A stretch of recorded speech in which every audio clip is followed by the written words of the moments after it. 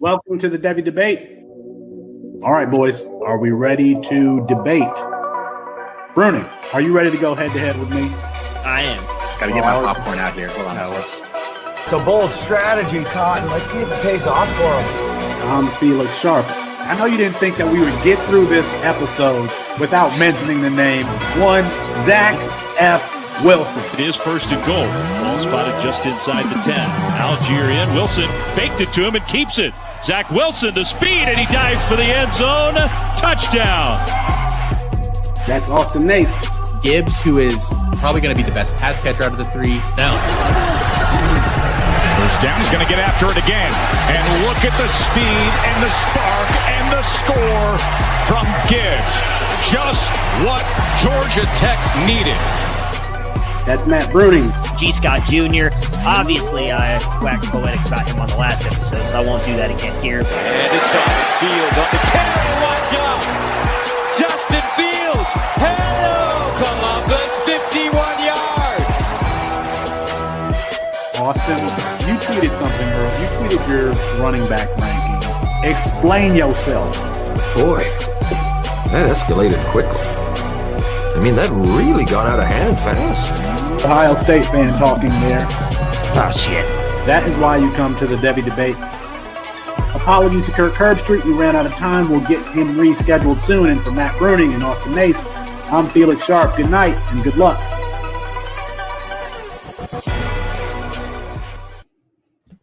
It's 9:30 Eastern time, the only time zone that's pizza powered. That means it's time for the Devy Debate. That's Matt Bruning. That's Derek Bosworth and Carl Vagle filling in for Austin Nace, who just had octuplets, so he'll be out at least another week. And I'm Felix Sharp. On a shell-shocked version of tonight's show, is Rondell Moore too short? Is Mookie Cooper too short? And what to make of the Deshaun Watson situation. But we start with the CampusToCanton.com Running Back Ranking Summit, recorded on Monday and available on the Campus to Canton podcast feed.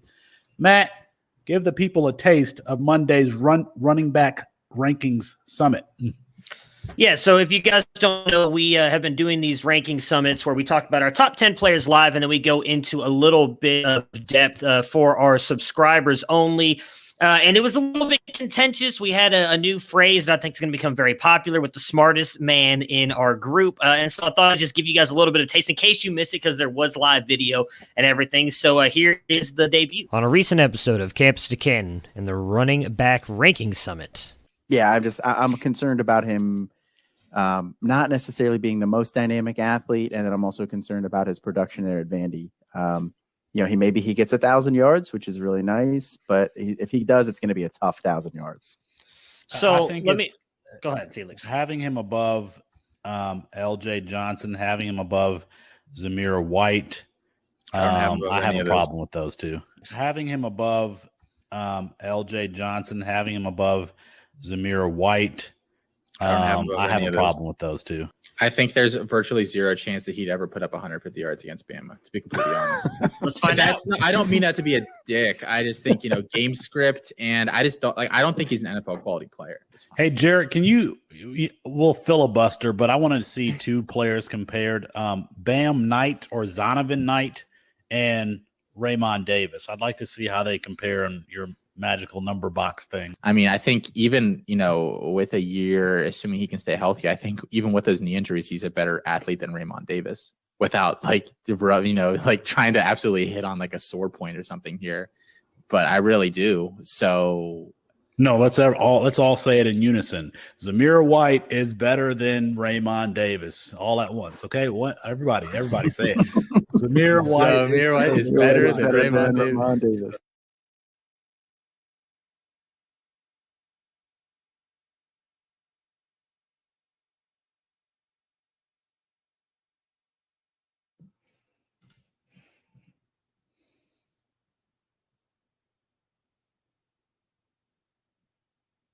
Alfred, over.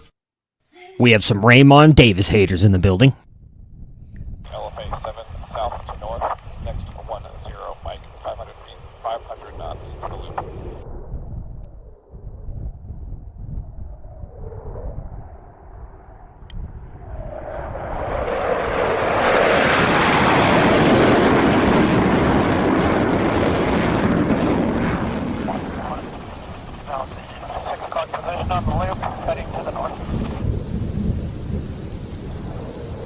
feel like they're pretty similar.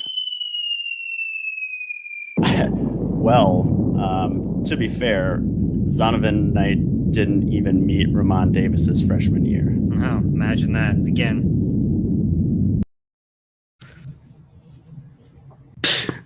All right. So that for those listening on the podcast, Bruning just played the first ever Bacchus bomb. When we have Derek on our numbers man, he provides a dose of reality to our takes that are soaked in subjectivity. But Derek provides the Bacchus bombs. All right, we've got a lot of breaking news, a lot of things going on in the football world this week. But let's start with George Pickens. Likely out for the 2021 season with a right ACL injury. This, according to 24/7 Sports, reportedly suffered a torn ACL in Tuesday's practice. This injury has a ton of ripple effects. George is a very good team. Pickens is a very good wide receiver. Matt, what are you thinking about Pickens' place in the 2022 NFL draft now that he's not going to play this season? Well, I don't know for sure that he won't play this season. We've seen guys rush back from injuries like this and actually be able to make it back. You mentioned on a previous podcast you think Georgia can make the playoffs. So did Kyle Francis from Devy Watch when he joined us. I believe that's who he picked to win the national championship. So there's enough time for him to make it back late this year if they do make a playoff run. I think the biggest thing for him is going to be what kind of grade does he get from NFL draft scouts come the end of the year, because I have not been a big fan of Pickens, whether it's been the injuries that he's had, I hate to say the off-field issues. He's never done anything off-field, but he's, a knucklehead. He's done some things he should not have done on the field. That's got him in a little bit of trouble, causing him to miss playing time as well. But when he has been on the field, we've seen flashes of how amazing he can be.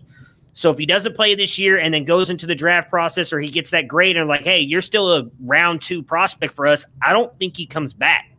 So I still think he goes into the NFL. You got a round 2 grade. You just missed a whole year, just rehab and go right into the NFL draft process. So for him, I think if he can make it back at the end of the year, if Georgia's making a playoff run, then I think he's going to be just fine because he'll be able to prove a little bit of worth. But I do think that it opens things up for Georgia and does make things a little bit more interesting, because I'm not sure I trust anybody else on that wide receiver core to be able to step up and produce the way he did, at least at the end of the year when him and JT Daniels started to get going. Carl, I think that Georgia would make a playoff run, and George Pickens was a big reason for that. I mean, he's a very versatile wide receiver, and you would want to see he and JT Daniels all together for a full season, go through spring camp, go through fall, and see how that offense would be firing on all cylinders. That is a stacked team from the backfield to the wide receiver core to the tight end position. And quite frankly, their quarterback room is loaded, at least in my opinion. What do you see? Or is George Pickens' injury going to have an impact on the 2021 college football playoff race? I mean, I think it was close for me. You're right. Pickens with JT Daniels, that would have been sweet. That would have been just sweet music down there in Georgia. But for me, I didn't even have them making the playoffs to start. They were that 5th team, right? Because they'd have to beat Bama in order to guarantee that spot. And I just don't see that happening. So my Final Four is Bama, Clemson, Ohio State, and Boomer Sooner, baby. I think Pickens does definitely affect it, though, and I think Georgia's just not going to be the same team. They have decent, solid wide receivers. I mean, their recruiting class last year was a ton of 4-stars, very underrated compared to everybody talking about Ohio State, but I just don't think those guys are 100% ready. Georgia's got the early game against Clemson. That's going to be one of the best games of the entire season in September. Early on, I really cannot wait for that game. But we're not going to see Pickens there, Boz. So who is going to step up in Pickens' absence? Yeah, so last year we did see Jaden Hazelwood suffer the same injury in April, and he was able to get back onto the field, but he was nowhere near 100%. So someone will need to fill these enormous shoes, and I think Jermaine Burton will be the top option for JT Daniels in that offense, and Kearis Jackson, who was a redshirt sophomore last season and actually led the team in receptions and yards, he'll be heavily involved as well. And then they will need one of their underclassmen to step up.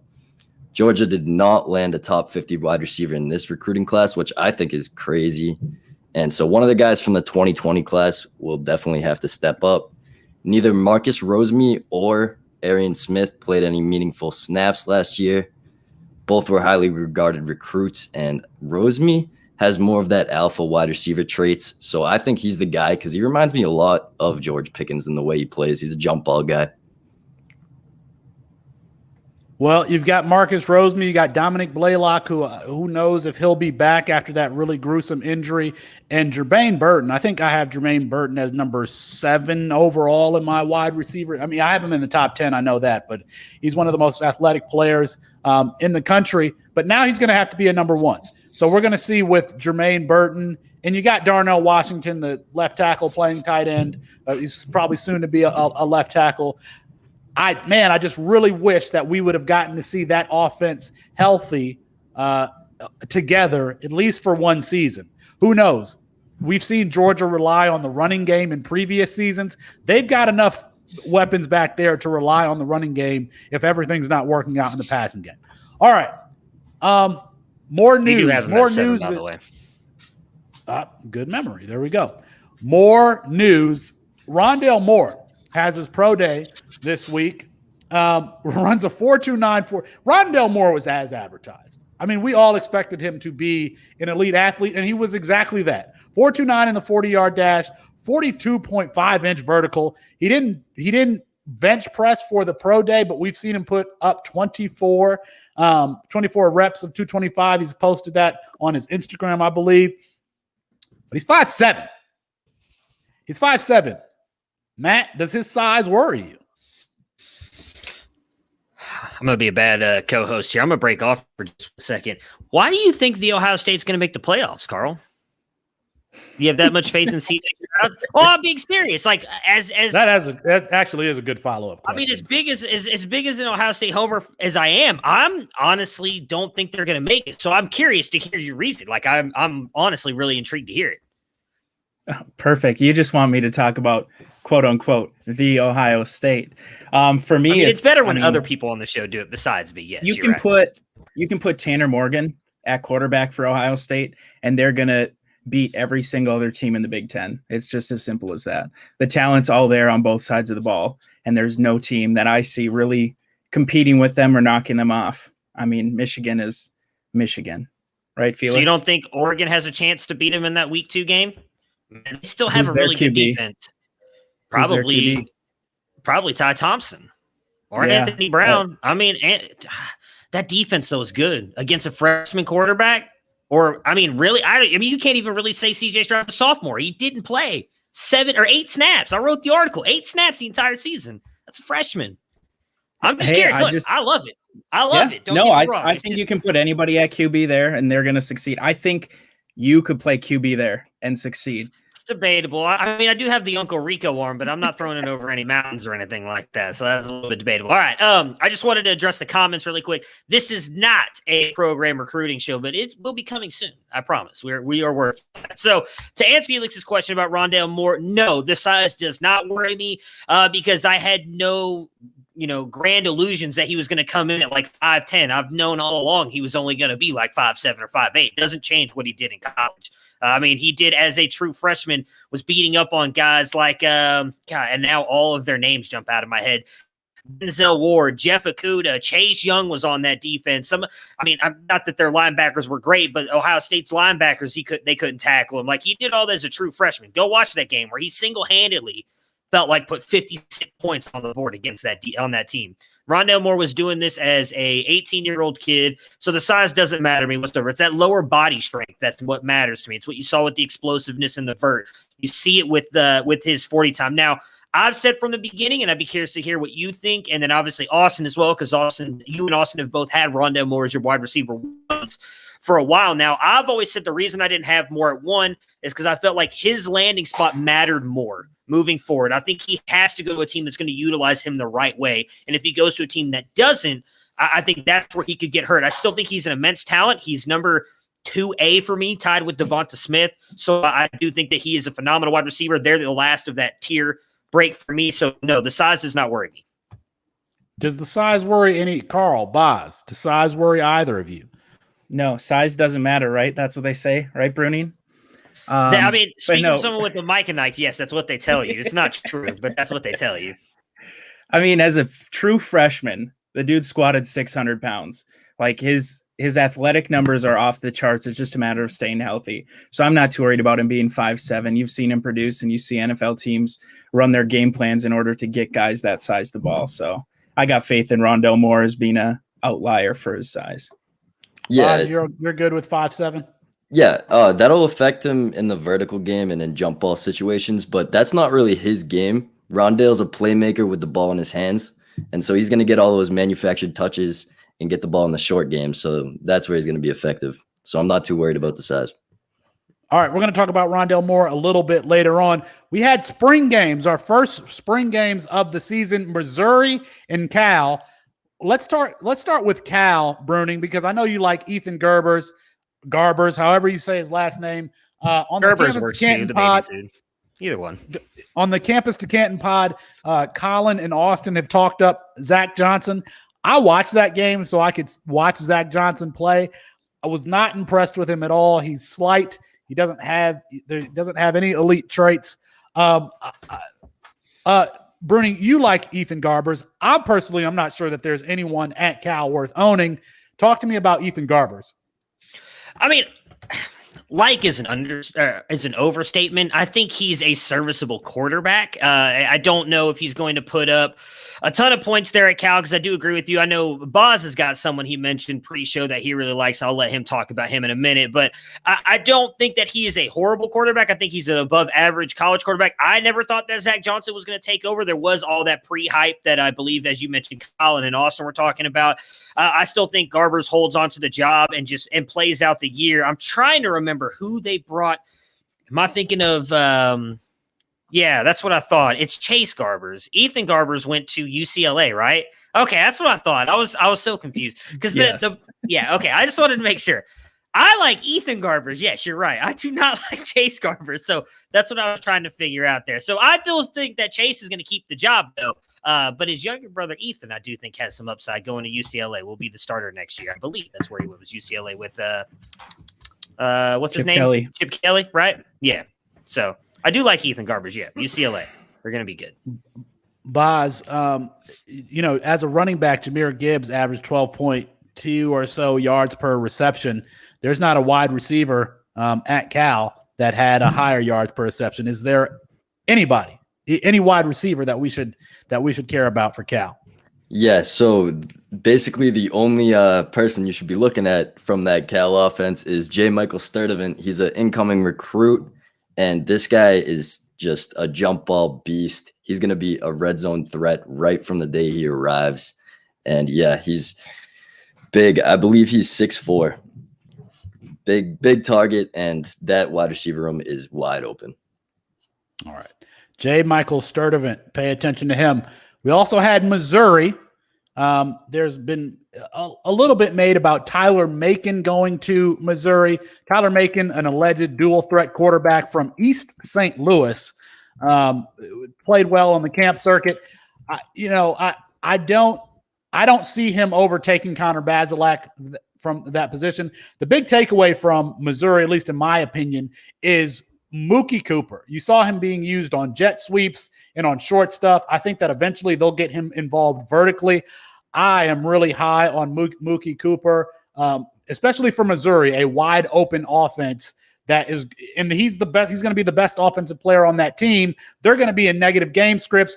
I think that he's going to have a lot of opportunity to put up some kind of crazy stats next season. Anybody else? Carl, what are your feelings on Missouri, Mookie Cooper, Connor Bazelak? I mean, Missouri's not going to compete for anything, but they are going to be behind in games, and they're going to be throwing it and putting up points. And you're right, Mookie Cooper is the best offensive piece on that team, but I'm more excited for Connor Bazelak. He's finally getting his chance to start, and I think this could be great for him. I mean, he's had opportunities and then injuries, or they throw the ball to somebody else, and now there's rumors that a certain freshman might be trying to steal his job again. But I'm excited for Connor over Cooper. Any other thoughts on Missouri before we move on? Mookie Cooper's going to eat this year. Sorry, Carl. Well, we're going to talk about Mookie Cooper a little bit later on. Now, And a story that is absolutely snowballed is Deshaun Watson. We're up to 16 Jane Doe complaints filed in Harris County, Texas, all alleging similar conduct. We've got Deshaun Watson reaching out to these masseuse and personal services folks, and then essentially asking for inappropriate or allegedly forcing inappropriate contact during the massage. Very dicey situation here, Boz. What are your thoughts about Deshaun Watson right now? Trading for him, holding him? I mean, I know we're kind of putting aside the ugly stuff and talking about his fantasy value, but we got to talk about Deshaun Watson. Yeah, it's a really bad look, but I think if you have him, you hold him right now because his value is just plummeting. But I'm not going to be actively going to trade for him just because, honestly, I don't want that on my team. It's a really bad look. All right, 100%. I hear that.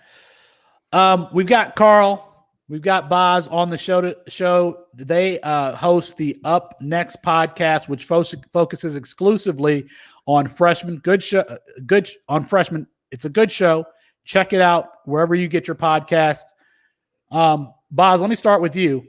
What are your overall takeaways from this 2021 freshman class? Yeah, so compared to the 2020 class, the biggest thing is that there's no glaring top QBs in this class like there was with Bryce Young and DJU. And in the 2020 class, all three of Bijan, DJU, Bryce Young, they were all immediately Devy studs before they even touched the college field. And in this class, it seems like there's only really one of them in Travion Henderson. I do think that this wide receiver class is actually better this year, though. Raheem Jarrett was my wide receiver 1 last year, and if he were in this class, he would slot in at number 4 behind Brooks, Igbuka, and Earl.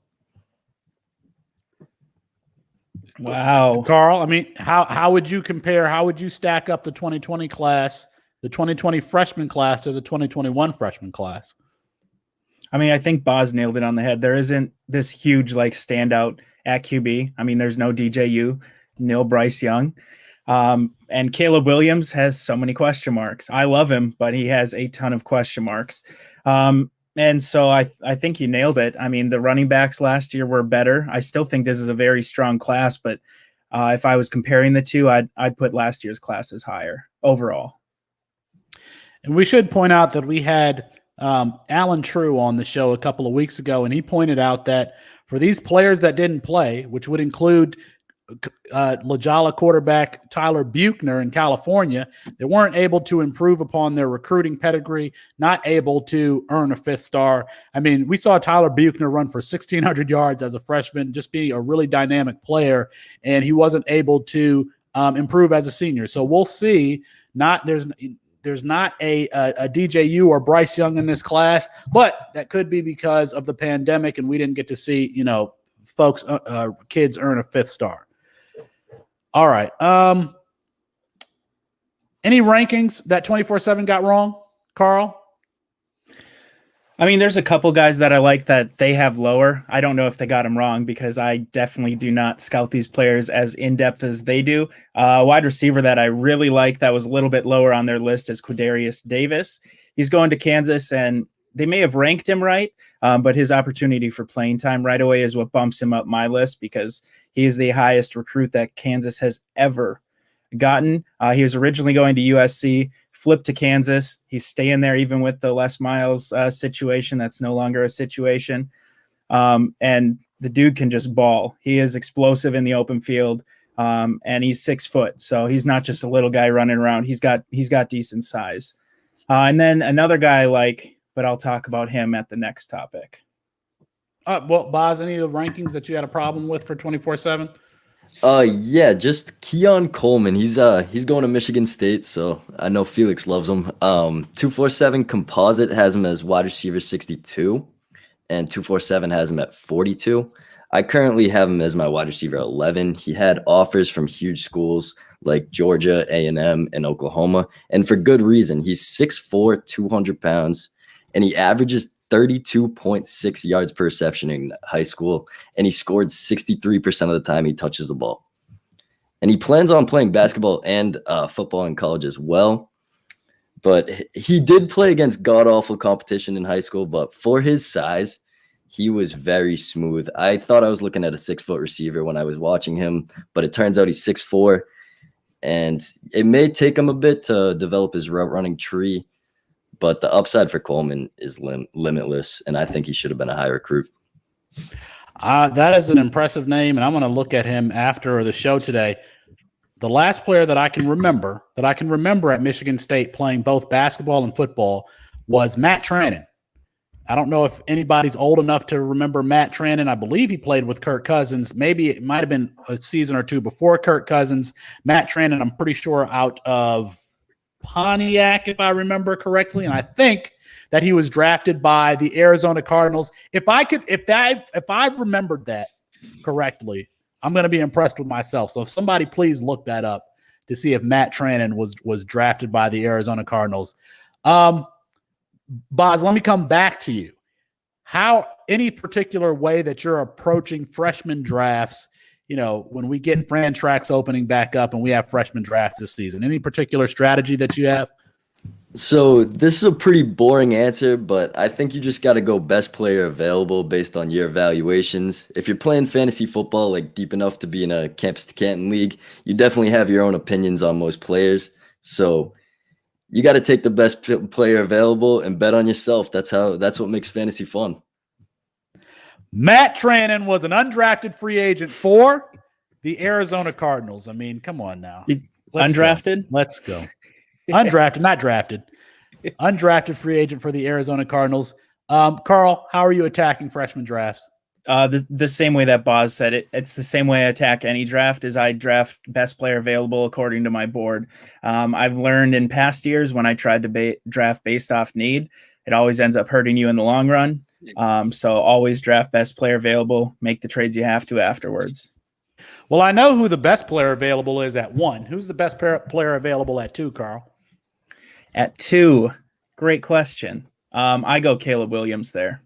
He's my QB1. Wait. How who's the best player available at 1? If we're assuming Superflex for all Campus to Canton leagues, are you sure that they're taking Travion Henderson? Carl, but I didn't ask you, Bruning. Boz, I'm asking them, is that who they're taking? Boz, give us. If you listen to the podcast, you would know. I think it's got to go Travion at 1 and then Shipley at 2, just because this QB class has a lot of names at the top. If you had to take who would be the first quarterback that you would take if you had to take a quarterback? Heward. I like Carl. Mine's Caleb Williams. There's too much upside there, especially with Lincoln Riley and what he's done with a guy like Jalen Hurts, who nobody thought was a draft prospect when he was at Alabama, and all of a sudden he's a second-round pick, and now he's the hottest name at QB in the NFL for fantasy. He has to learn how to throw first, right? Like, you are worried about that, right? I was going to say he's never 100% focused on football or had the extensive coaching that other players get in the sport. So now he finally gets it, and then we'll see. I'm never 100% focused on this podcast, but I'm still pretty damn good at it. That's all I'm saying. Caleb Williams heading straight for your dynasty rosters as a wide receiver. All right, let's move on Running to any under the last question here about the freshman class. And Boz, I'll throw it to you. Nope, I'm going first. I already said it. Boz is a smart guy. I didn't. We're trying to promote these guys, Bruning. I mean, you talk a lot on this show. It's my show. I want to talk a little bit. All right, Bruning. Who's the under-the-radar freshman that you're really intrigued by? I'll make it quick. Just because I've talked about him before. Gavin Blackwell, wide receiver, North Carolina, 5'11", 185. Got some pretty high scholarship offers from teams like Florida, Ohio State. There was another one on there too, and I can't remember who it is, but I think he's going to be really good this year. I actually think he's going to break out for North Carolina this year, getting that 1 year in with Sam Howell at the slot position. So I wanted to talk about him earlier, but you kept skipping over me, and you refused to look at the private chat. So I figured I'd just butt in now and make sure I get my guy in. Boz, who's your guy that you want to talk about? Yeah, I'll be talking about Preston Stone. Preston Stone's high school resume is unmatched in this quarterback class. In 11 games this year, he threw for 3,500 passing yards, 38 touchdowns, 6 interceptions, 500 rushing yards, 10 touchdowns with a 74.4 completion rate. And he did so in the largest private school division in Texas. He throws heat. He puts high velocity on his balls, and he works through his progressions quickly. He's 6'2" with a filled-out frame at 205. He's an effective runner. He isn't a high-end athlete, but he's able to work the pocket, and he can tuck it and run when he wants to situationally. He has that dog in him, so I love that for a quarterback. His only loss this season came against Nolan Catholic, where he played poorly through 2 interceptions, and they met again in the championship, and Stone just put the team on his back, going for 400 yards and 3 touchdowns. No interceptions, and he won the championship. And he's going to SMU. Bukele's returning, but I think Preston will be QB2, and as soon as he steps in, he's a college-ready quarterback, and I think he'll be a breakout star. I can't wait to see Tanner Mordecai start there. Just kidding. That's not happening. When I dove really deep, I found a guy who's intriguing to me, and he's not a Gopher. That's a first. And this is Riley Leonard. He's a QB going to Duke. He's only a 3-star. He's ranked 680th nationally. So I really dug deep. 6'4", 203. He played in 7A ball in Alabama, which is the highest class in Alabama. And I mean, I don't think he may not be anything special, but when you're wanting to take a flyer and a guy who intrigues you, Riley Leonard, who's already 6'4", been working out with Daniel Jones, if you've heard of him. I mean, he's worth a shot. He's got a full dual ability. Where is he going to play? Because he's not going to start over Drake May. Duke, not UNC. Duke. Oh, my bad. I'm still got North Carolina on my mind. Definitely Daniel different color blues there, Matt. Daniel Jones still sucks though. I love hearing the new names that I have not heard before. All right. Is that it for the freshman class? Any other thoughts on the freshman class before we close out that segment? No, just wanted to echo that we're taking Travion Henderson at 1. That is what we conceded to, right? That's a consensus. Travion Henderson at 1. Okay, cool. All right, boys. Are we ready for the Devy debates? Absolutely. Yes. All right, Boz, since you answered, we're going to start with you first. You can only roster 1. Hypothetically, you can only roster 1. Are you taking Deshaun Watson or George Pickens? I'm going to go Deshaun Watson because of the fact if everything is good with his situation, then he is just a top elite NFL talent for your dynasty teams. Yep. I would go Deshaun as well, just because you don't know what Pickens can do in the NFL yet. If he gets there, I'm sure he will. But Deshaun, if this is all clear. Speaking of random off topic a little bit, there's a conspiracy theory that the Texans are paying I've heard these 16 people to allege these lawsuits so Deshaun looks worse and then no team wants him. I will say Deshaun as well because I'm not a lawyer like Felix is. I haven't looked as deeply into some of this stuff either, but as far as I've read, all of this is civil court stuff. So no actual criminal charges have been pressed against Deshaun Watson. So if no criminal charges are going to be pressed against him, and that means that at worst he's going to get like a 4-game suspension because that's what happened. Don't remember who it was a couple years ago, was put on the commissioner's list, got a 6-game suspension. It was reduced down to 4 games. I do think he's eventually going to get traded. There's just too much going on there in Houston. He's too good of a player. I'd rather have a quarterback as well, assuming C2C league, you're talking super flex. So give me a guy who's an all-world talent at the quarterback position. He's going to be suspended a couple games this year, and then I get him for the rest of his career. So, and George Pickens is my wide receiver 4. I mean, why? Why would you want that? The only thing that I'll say, Bruni, is that if Deshaun Watson gets suspended, it's not going to be for 4 games. It's going to be for the season because you got if he allegedly violated the NFL personal conduct policy by allegedly raping some of these women, they're not just going to say, we're going to give the rapist 4 games. It's going to be for the season or for multiple seasons. And so for that reason, I'm taking George Pickens, and also because I'm just not agreeing with Bruni on anything. There's just no chance. I mean, all right. Has anybody ever been suspended for the whole season? Like, I'm not trying to like downplay what Deshaun Watson has done because it's horrific, but I'm just asking, like. Well, first of all, these are allegations. Yes. These are allegations. Nothing has been proven. But what I'm saying is if the NFL is going to take action, then they've concluded that he's violated the personal conduct policy. I think it's a bad look, PR-wise, if they suspend Deshaun Watson for 4 games. It's going to be the season. It's going to be all or nothing. Either they're going to suspend him for the entire season or they're going to do nothing.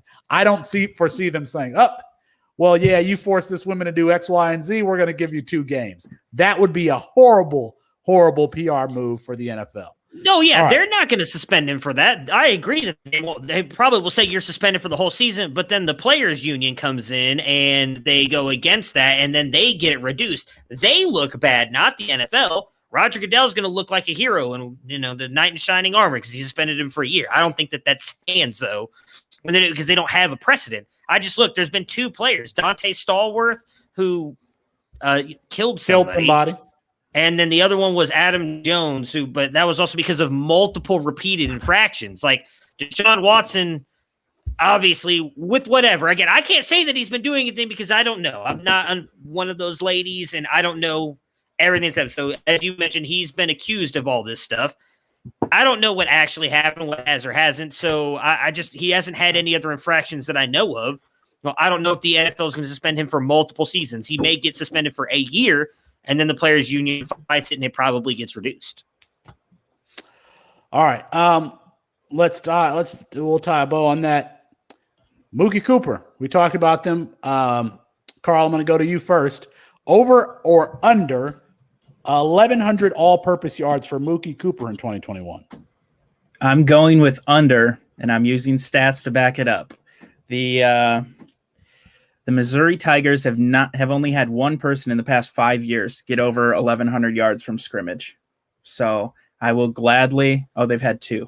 One over 1,200, Larry Roundtree, his freshman year. But I mean, the stats just aren't there. They have never had a receiver get over 1,100 in the past 10 years that I just looked at. So I'm going under for Mookie Cooper unless he's switching to running back. Go ahead, Carl.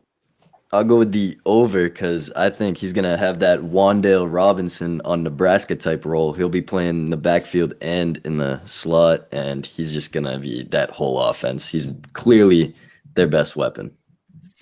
I would just like to point out that Felix pulled a Matt and called Boz Carl, so it's not just me. I caught it. Wan'Dale, his freshman year, only had 793. I will say over because I was trying to pull it up, but has Mizzou ever really had a wide receiver like Mookie Cooper? I believe that he's a very talented wide receiver. So, I mean, I know they had Dorial Green Beckham, who is like amazing, but outside Jeremy of him. Maclin? Okay, I'll take Mookie Cooper over Maclin. Are you guys forgetting Jamon Moore? I mean, I know he didn't turn into anything at the NFL level, but he had 1,000 yards his last 2 seasons. And there was another, I can't think of that was probably longer like than 4 years ago. Wasn't it? Okay.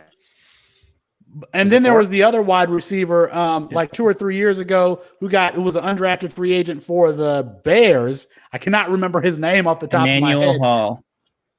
There we go. But I mean, this offense has put up numbers before, and Mookie Cooper is a very talented player, and he's going to be used in the running game. So he's probably going to have 300 yards rushing. Or 200 or 300 yards rushing, and I think that he could put up 900 yards receiving. So I'm going to take the over on Mookie Cooper, 1,100 yards, all-purpose yards for Mookie Cooper. What, Bruning? No, you're good. I didn't realize you said all-purpose. I still went over. I just didn't realize you said all-purpose, so you're good. Well, that's why we go over the show sheet before the show, so we can answer the questions. All-purpose yards right there in the show sheet. All right. I said over. What are you coming at me for? I said over. Rondale Moore. Boz, we'll start with you. I give you pick 218 in the NFL draft. Is he going to be taken before or after 218 in the NFL draft? So that's a very tough one. But I think I have to go under just because of how deep this wide receiver class is. There's 15 wide receivers here that could all be interchanged other than the top 3, really. Wait, so wouldn't that be over, right? No, under because of the value. He's saying he's taken after 218. Yeah. Before we'll call this before or after. That would be over. You're right. Yeah, that's what I'm saying. I'm so confused. I hate this over-under crap. It makes things confusing. Well, Bruning, since you're talking, before or after 218? Yes. After, because I agree with Buzz. I think the 5'7" is going to scare some people off, and there's so many other wide receivers that do a lot of the same things, if not possibly a little bit better, that will get taken ahead of them. So I'm going to go over. Carl. All right, I'm going to take the under the proper way. He's going to get drafted before 2.18. Part of it's going to have to deal with that 4.29 speed, which still some GMs are like, oh, he's fast, got to draft him.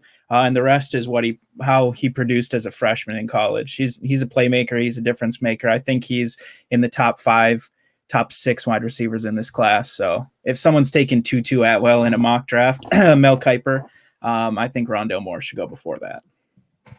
You know, it's tough here because I think that he will be one of the first 5 or so wide receivers taken. However, I could see the first wide receiver not being taken in this class until about pick 15 or so. I know that people have said that, Devonta Smith could go to Miami in the top 5. I don't foresee that happening. I think that we could see the wide receiver position get pushed down this draft board, which makes 218 a sweet spot. That said, I'm still going to take the over because he's just too damn athletic.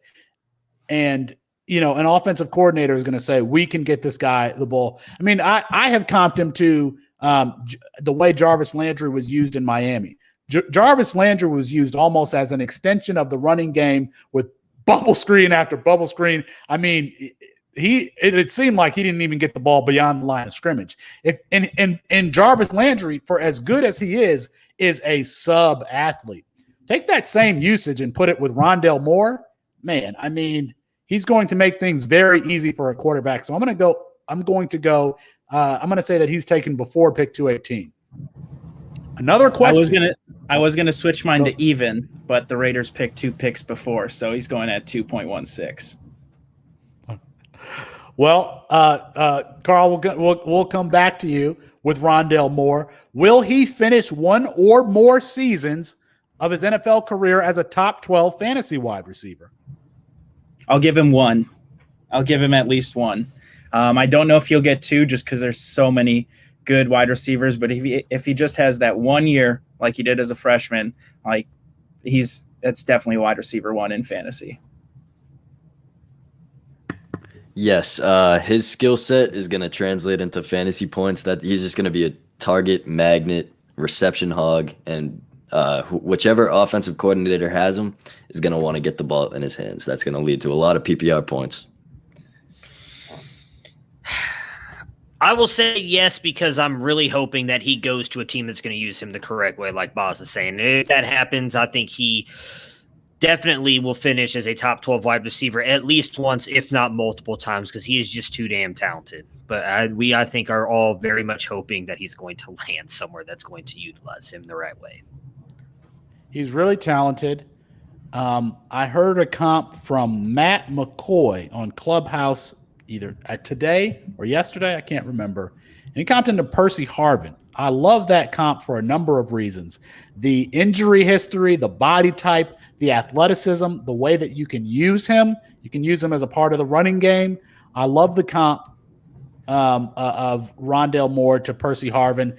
I can't remember if Percy Harvin ever made it through a season where he could finish as a wide receiver 1, but I know that I know that there was at least a season before he got injured that he was a wide receiver 1. It's just going to be a matter of health for Rondale Moore. And I mean,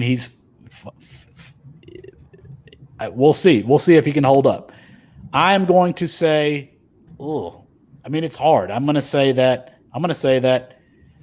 Yes. No. I'm going to say that no. He does not finish with one. I think he's a wide receiver 2, a high-end wide receiver 2. That's what I'm going to say. But he is going to be a PPR beast. Carl, Boz, we thank you guys for being on the show today. We want everyone to check out the Up Next pod. Boz, tell us what we can expect when the show gets up and running again. Yeah, so right now with school, it's been tough to get the consistency. So I'm whipping up a few episodes in the works, and then I'll be able to get into consistency once I have those prepared. And yeah, it's all about the freshman class, and it will be on the next freshman class as well. We're gonna go as deep as we can. What's your favorite Disney movie, Boz? Come back to me. I got to think about this. Carl, what's your favorite Disney movie? It's close. If I'm going new gen, it's Big Hero 6. If I'm going old school, it's The Fox and the Hound. The correct Toy answer Story. is Aladdin. I'm sorry. The correct answer is Aladdin. Which one? The new one or the old one? Old one. Find our written content at campusweekend.com. You can follow the show at Devy Debate. Apologies to Kirk Herbstreit. We ran out of time. We'll get him rescheduled soon. For Matt Bruning, for Carl Vagle, for Derek Bosworth, I'm Felix Sharp. Good night and good luck. Good job, guys. Thank you. Did you have fun? Oh yeah, I love how you called me or called him Carl. It made Bruning smile. Of course, I mean, it's yeah. Yeah, I'm just glad I'm not the only one who does it. It's hard when both of you are right there. I mean, if it was one of you on, it would have been easier. If there's anyone watching this, we'll take questions. I thought that was a good show. Keon Cole, you talked about him on a show, didn't you? Yeah. The thing is, I listen to all these podcasts while I'm on the treadmill, and I don't have my phone. I just have my things in. So it's not like I can write. I'm like, I got to go look at this person. But 6'4", that sounds like Tamarion, like averaging 20 whatever yards. How much was it? 32.6. 32? Yeah, wait, yeah, it's 32. It's 32, definitely. That's a good question. Carl, it's Vagle, right? It's Vagle. Badgley. Right? Badgley. Badgley? Vagle. It's Vagle. Is that German? It's Scandinavian. I'm barely German. No, Tamarion Terry averaged 30 yards a catch in high school. And he was like 6'2", 180. You're telling me that there's a 6'4", 200 guy going to Michigan State who averaged 32 yards a catch? And he scored 63% of the time he touched the ball. Crazy. Yeah, that is crazy. Where was he playing? Kansas? It was Louisiana, I think, but it was like a low division. Okay. Well, hey, do you want to share your screen really quick, Carl? We promised we were going to do the Quinn Ewers thing. So for those of you that are in the program, we're going to do a little something here really quick. We got enough people watching that's probably what they're still tuned in for. I forgot we were doing this. All right, we'll click share. This could get interesting. Felix, you're gonna recruit after old Quinn Ewers? All right, so what do we want? I'm trying to think of what I want here. I guess I want to go after Malik Murphy. There you go. Now you can see the screen. I guess I want low numbers. I cannot see the screen. Did you click share screen? I did. I did not like it. It's not letting me. Is it Keon, Boz? Yep. Keon Coleman. Let me see something.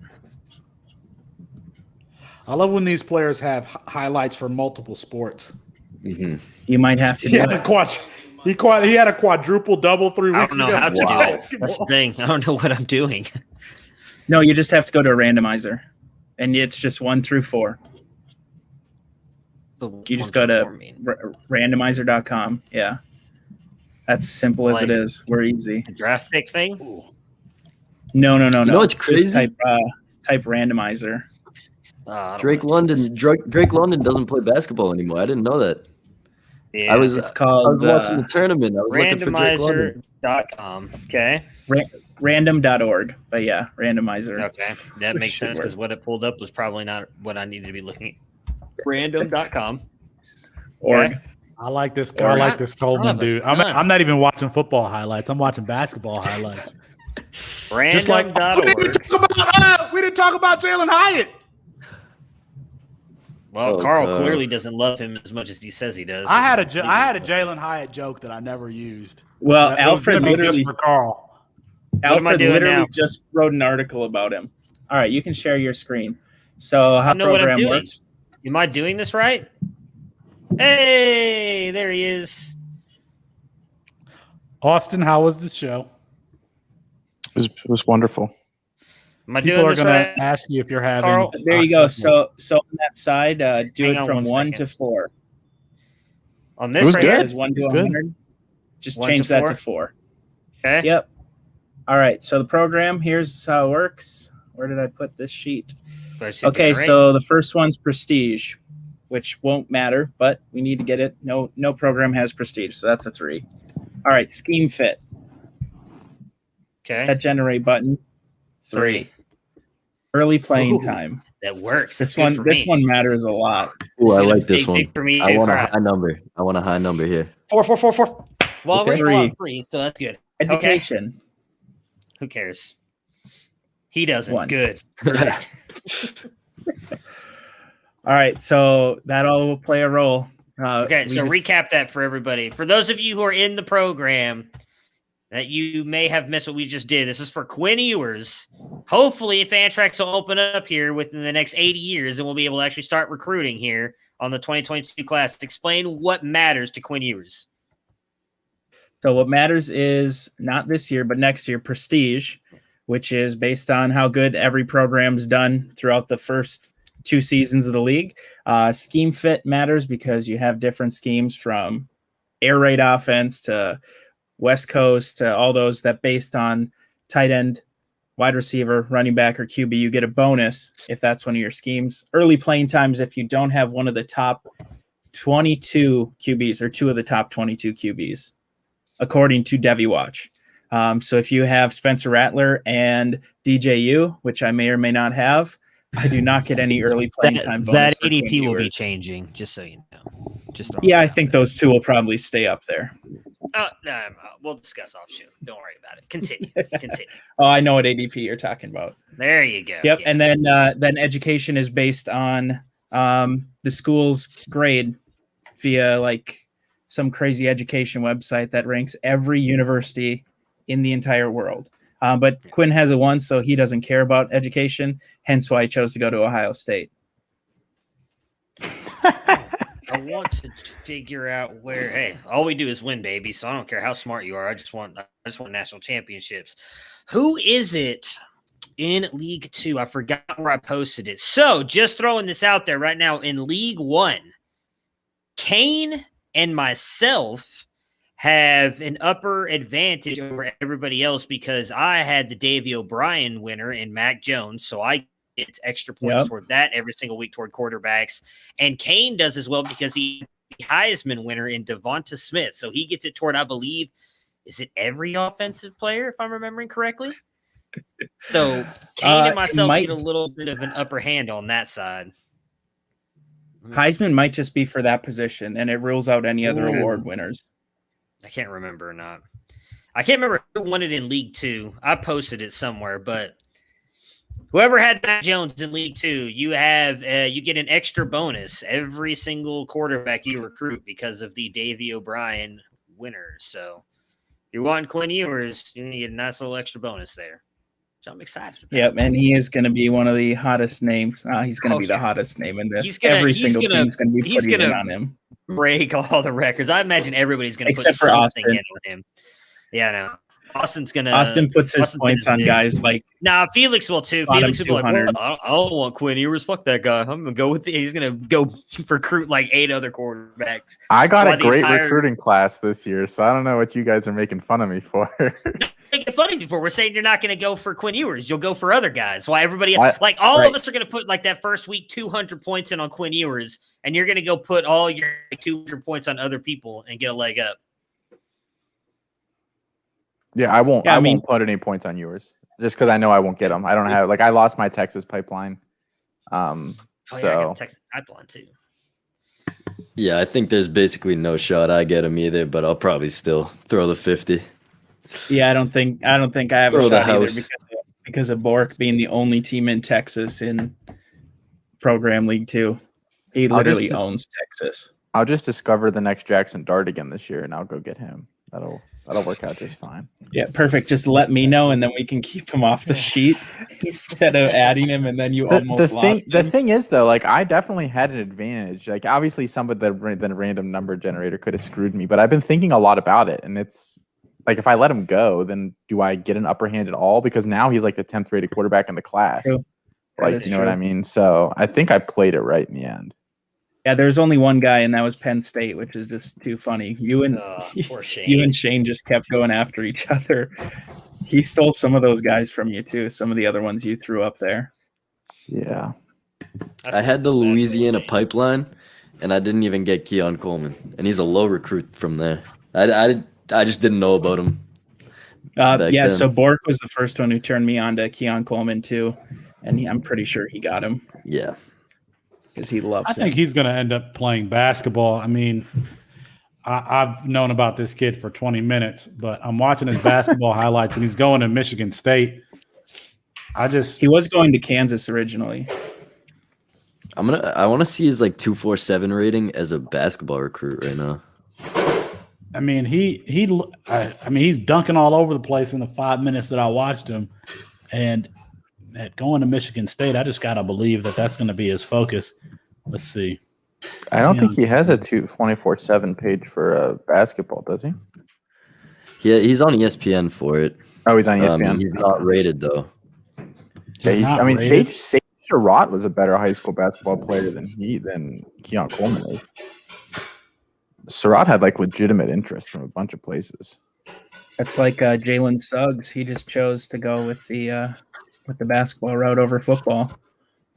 Yeah, it says that the plan is for him to be on scholarship on the football team and walk on to the basketball team. So, I mean, you gotta. Yeah, there's a good chance he doesn't even make it at Michigan State because that's tough to walk on to.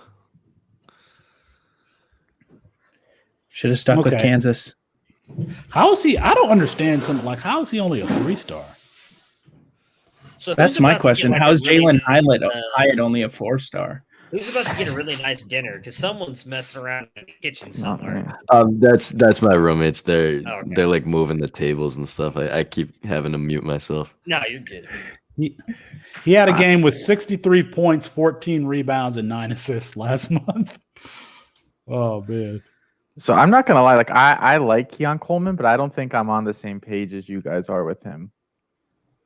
Like I don't know, they have a very crowded wide receiver room there. I don't think he plays really at all this year. And then I'm not sure, like I think he moves okay. I mean, once you take into consideration that he's freaking enormous. I don't know. I don't like that archetype of receiver, generally speaking. So what do you mean? Like I don't think in college he's at quite the level of like dynamic athlete. Like he's like Drake London, who I don't love Drake London. Mm-hmm. Like I think they're very similar players. Like big. These players who aren't like athletic, they're just bigger than everybody. I mean, they're athletic for their size. It's just like not like my preferred skill set for a wide receiver. I don't know, but that's just a personal preference thing. I think. Like I just like some of those smaller guys a little bit more. How big's Jalen Hyatt? 6 foot. Too big. Too big. More of a 5'7" kind of guy. He has Why do you like? Is it just the speed? No, it's not just the speed. Watch his tape. He ran a 4.31 though in 2018. So I mean that speed definitely didn't go away. But he's just a guy who popped on film to me. I mean he's 6 foot 164. He needs to put on a few more pounds. But I mean he can blaze down the field, but it's not just that. He can run crisp routes. They compared him to Will Fuller, which means nothing to me. These comparisons don't mean much. But I mean I just like him as a player. And he's in Tennessee. Well, Harrison Bailey. Harrison Bailey hasn't transferred. That didn't materialize. If it's Hendon Hooker, I don't like his odds this year, which is exactly what Alfred wrote. But, I mean, otherwise, I'm going down with the ship. What's the basketball player at Tennessee. What's his name again? Weidman. Malachi Weidman. Do you guys like him? Yeah. Not as much as Hyatt. He didn't play at all this year. No. I mean, Hyatt barely played. Hey, he got 2 touchdowns. One against Alabama, right? Yep. Burn the safety. Why don't you like him? I didn't say I didn't like him. I just wanted to know why you liked him. I mean, I don't like the school that he's at. That would be one reason not to like him. I mean, I don't think anybody likes Tennessee. Matt Hicks is the only Tennessee fan I know. So that's I know, and he hates it. He hates that that's his team in the program. I just don't believe in Tennessee's ability to develop anybody. And for what it's worth, I do think Hooker's the starter there. I don't think Harrison Bailey's very good, but I was not. How do you feel about him. Salter? Do you think he has a shot? Who? Caden Salter? No. So I actually kind of like Salter. My problem is in Colin alerted me to this, and I think it's true. Like is his dad still in the hospital? Maybe. When I don't know. they went to move him into Tennessee, his dad contracted COVID and is like in the ICU there and was for like a long time. So I'm not sure like how much school and stuff he's like actually doing right now. So I don't even know if like the early enrollee stuff helps him. I don't really know. But I think Hooker's the starter there. I just do. I think, last coaching staff brought him in, but I just need one wide receiver to produce there. And what the benefit is all the Hyatt shares that people have are down low, and I can buy them for cheap. Who produced at Virginia Tech last year? Wide receiver wise, somebody had a good year. Terrell Gianna, or was that 2 years ago? That was 2 years ago. Yeah. I'm looking it up now. Somebody had a nice year there. I know Virginia had Lavelle. Yeah. Okay. Yeah. Well, Trey Turner / Tavion Robinson. Okay. They both had 35 catches, 500 to 600 yards, a couple touchdowns. I like Tavion Robinson. He's a playmaker. Yeah. So I don't know. I mean, I think he can make somebody worth having there.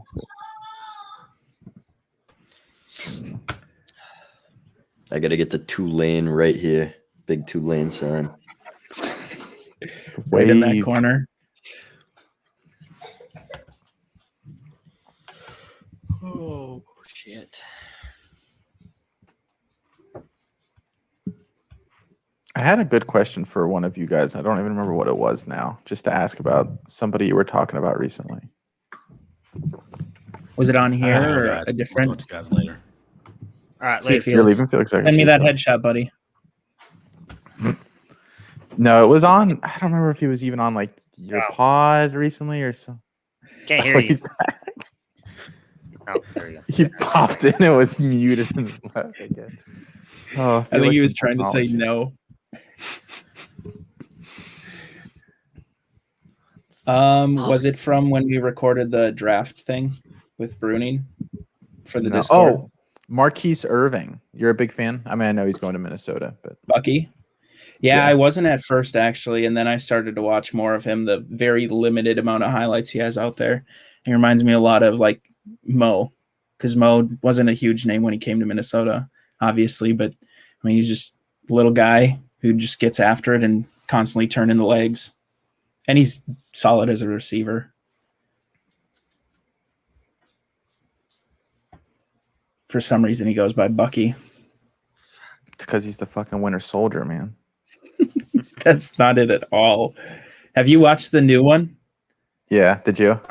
No. Is it any good? Yeah, I liked it. Yeah, I thought it's.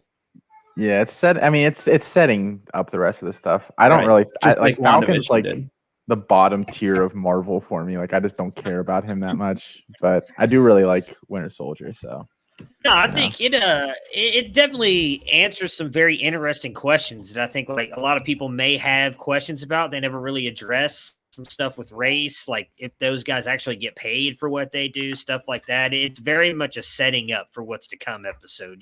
Those two don't even like see each other in the first episode. But that's because Bucky kills Tony Stark's family. No. Kill some Chinese kid. No, Matt doesn't know the background. But no, I do know the background. I've seen all the Marvel movies. I know what you're talking about. I'm talking about. Are you talking about his parents? Or are you talking about his wife and kid? No, his parents. No, he kills his parents. Yeah. You said it present tense, like he goes and kills. Yeah, that's what I. Yeah, that's what I was taking. I thought you were talking about like. Yeah. You guys haven't seen the second episode? Jeez. No, not yet. Man, not apparently, yet. I miss a lot. I didn't even know if there's a second one out yet. I'm too far behind. Did you finish WandaVision? Yes. I also went through puberty. I'm sorry that I raised my inflection at the end. I know. I'm just messing with you. How's the octuplets? What? Oh, he has no idea what you're talking about. He probably didn't watch the beginning part of the episode. That was why Felix said you're not here this week. Because you got octuplets. You probably won't be there next week because of them too. Yeah, but then after that, they're good. Yeah, no, I liked WandaVision. The end like threw me off a little bit, where Rambo was just having bullets fly through her and everything, and then my girlfriend, I told you, was like, she has the powers of the stones. Like, so I don't know if that's it, or I kind of have more of a feeling it's like she has Captain Marvel's powers, because her and Captain Marvel that's basically her aunt. Oh, you're an aunt versus aunt guy, huh? That's a North. Yeah, there's a U in there. Okay. What did you think? What did you think about the Bacchus bomb? I liked my little character that was like. So that's all thanks to Carl. Carl was the one who set all that up. He sent me all the pictures, and then I wish I got it lined up better. But yeah. I did. It was so funny with Felix coming over the hill. Yeah. And those two coming in the sides. I'm confused as to how we got Bacchus bombed, though. Like, were we wrong? Felix was, and then see, I think that you guys were wrong, but you like took it as a victory, which I don't understand, because we said that Raymond Davis is better than Zamir White. You guys are arguing that he is nowhere near. No, well, that was the Zonovan night was where Felix got wrong. But Austin and Colin, if you listen into that thing, they both say that Raymond is nowhere near the athlete that Zamir White is. And then at the end, Jarek says, well, technically they both kind of, and then Austin, you took that as a victory. That's not a victory for you. If Raymond is the same player as Zamir White, then that means Zamir White's not an athlete either. And you guys were arguing that he has the better, well, you did.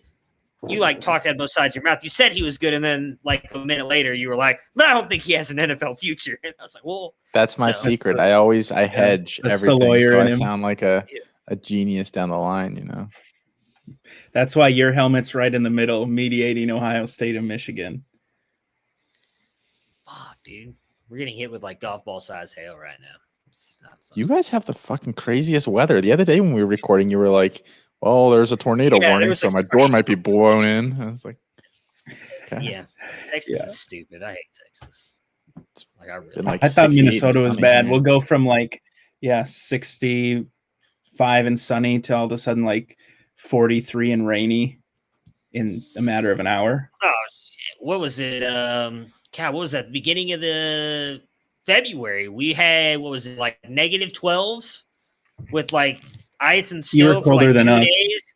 And then Thursday of that week, it got up to 60 degrees. What the fuck just happened? It was the dumbest shit I've ever seen. Yeah, it was 75 degrees all day today. Now it's 42 and hail, 35-mile-per-hour wind gusts.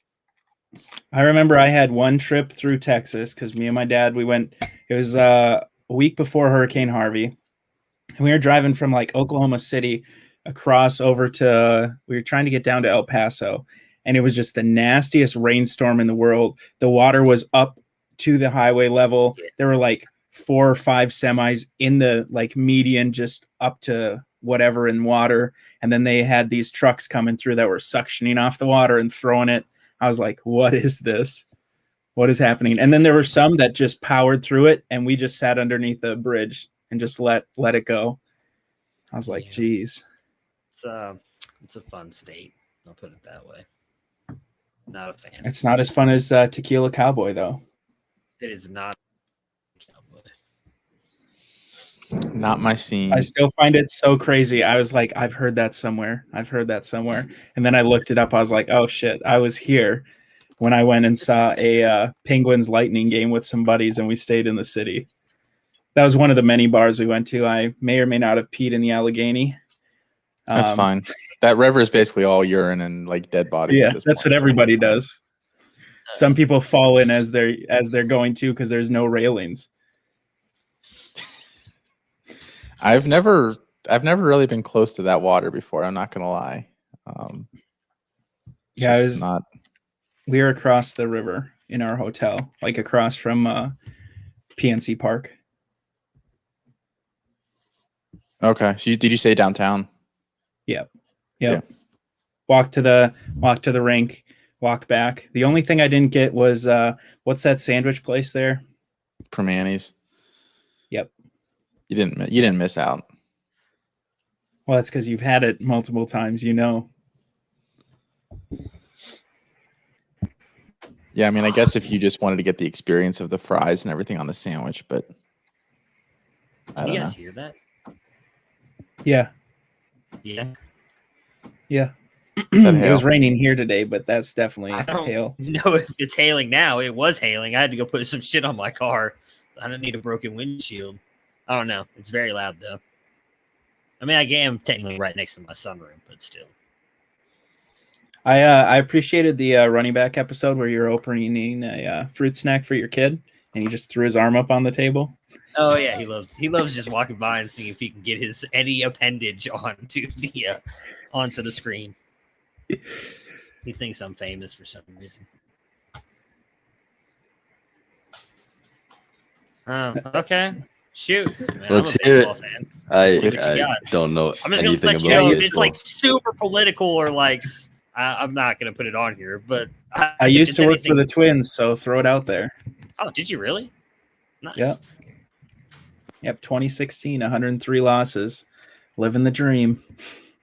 They're good now though. But my office was overlooking the ballpark, so I can't complain. That is And they're awesome. like, "Yeah, you want to go for a break and walk the warning track? Go for it. Just don't walk on the grass." Who's the probably most popular player when there was it Maurer? Yeah, it was definitely Maurer. Yeah, Buxton was becoming big then.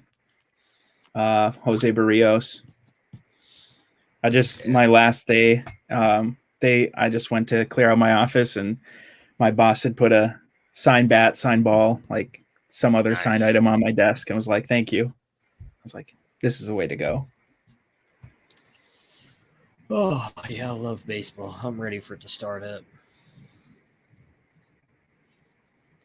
So we didn't announce the program. If you guys want to do it, We did not. Felix is all about cutting out at that specific time every time. It's up to you guys. If you guys want to do it, you can announce it, and I'll just cut it up and play it. Wait, what's the program? The program. We're talking about this league we opening run? up. Yeah, it's a league where you can like recruit freshmen, and it's a C2C. Can I join it? Man, Yeah, you got to prove perfect. your worth. We're putting out applications. But Prove your I do. I have 3 people on a wait list right now. who is it besides Colin and who else did we talk about? Matt Jackson. Colin, Matt Jackson, and then Habe or whatever their Discord name is. I'm cool with Brandon getting in there too. He's one of the guys in the Discord that really wants in. Yeah, we're talking about opening up one more side, maybe 2, and making it and like having them join this part, so they would start up this year, and we would just add them into everything. Can I put a second team in it? No. You'd be just as bad at recruiting. The nice thing is there's still like a solid chunk of teams for like people to be where everybody can still be different teams. Yeah.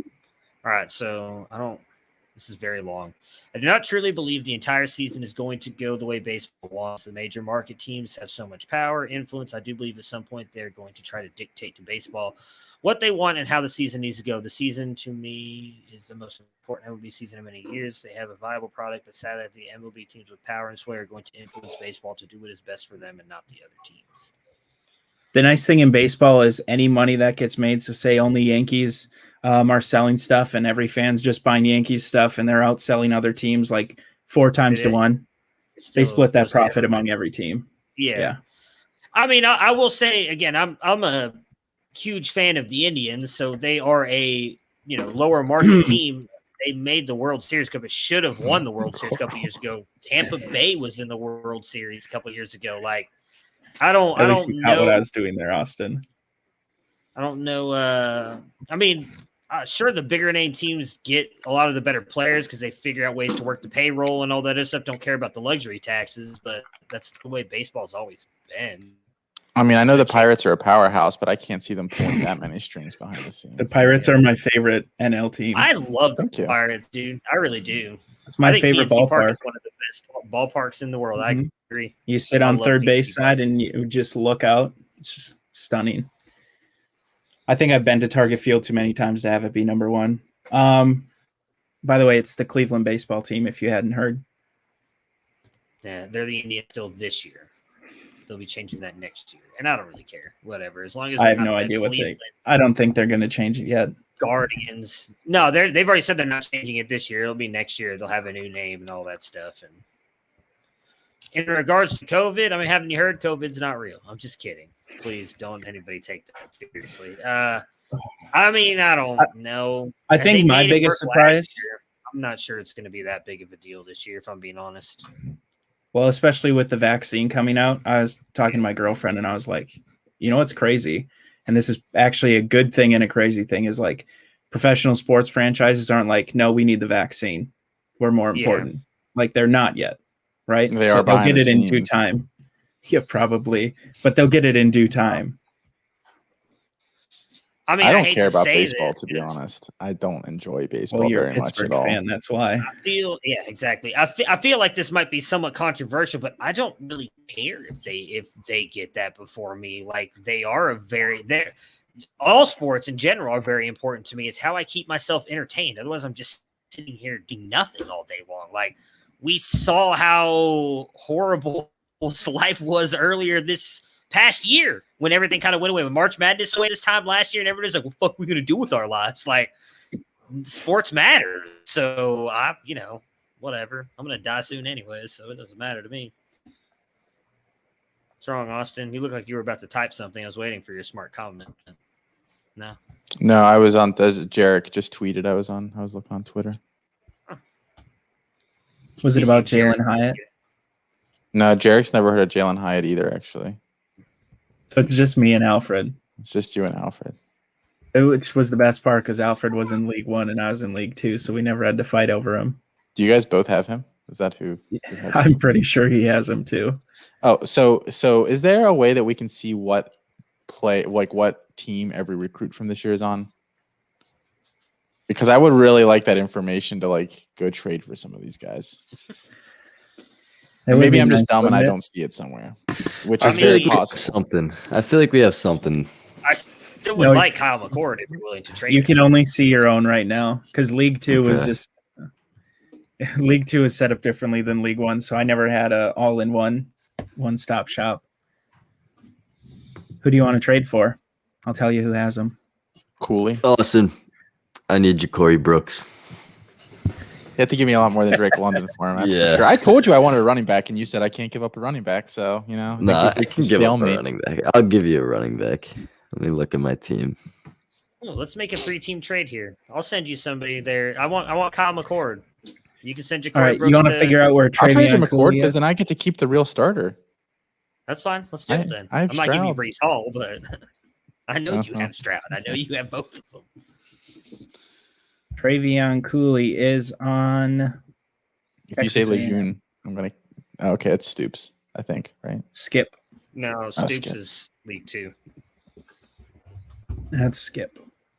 All right. I can negotiate with Skip. Brandon's just too smart. I just can't. I can never work anything out with Brandon. Skip's in League 1? Yeah. I thought Skip Texas A&M. Texas A&M is League 2. Yeah, you guys have 3 Texas teams. that is. Yeah, TCU and A&M and TCU, Texas, and A&M. Yeah. So I guess I might not go in on yours. Yeah, there's probably no point. That's where I'm at on it. I have another league that's it's like rookie auction, and your dollars like roll over from year to year. And I literally, my plan this year is just spend like $600 of my 1,000 on Travion and just roll the rest over, and then try to get yours next year and like just hit them both.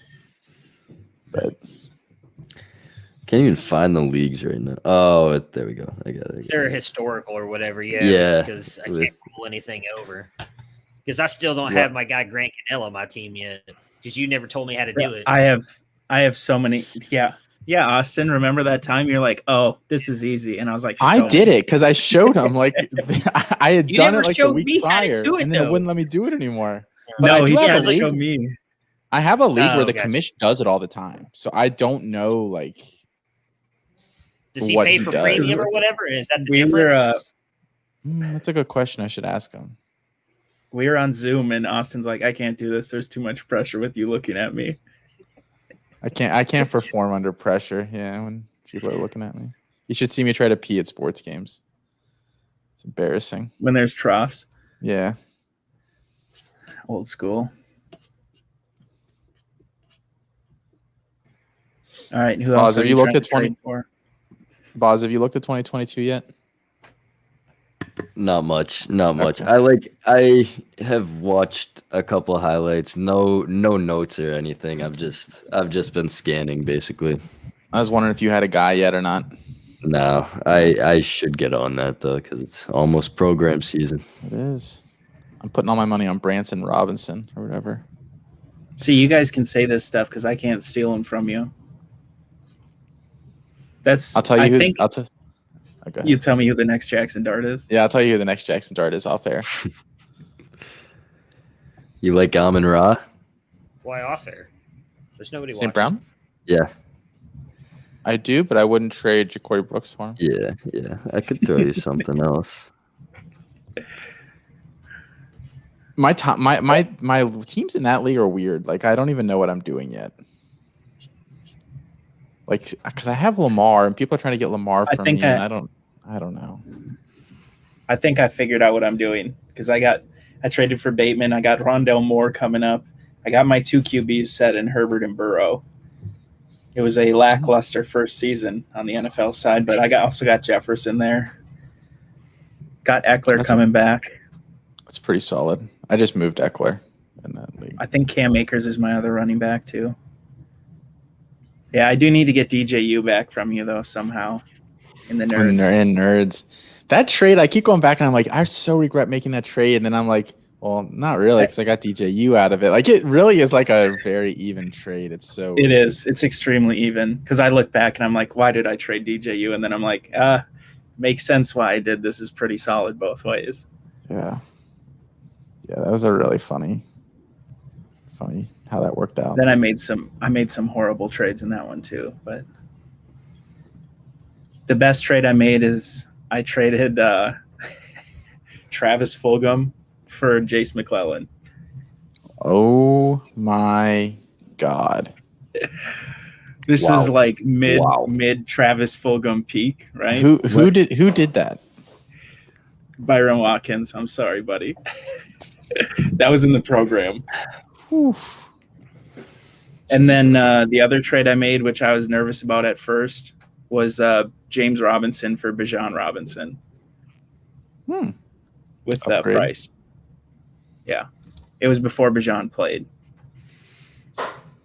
Was that before Jace had really played? You guys want to announce the program? Yeah, it was before Jace played too. We just got put under another tornado watch, so I'm actually going to go now because it's getting pretty bad here. So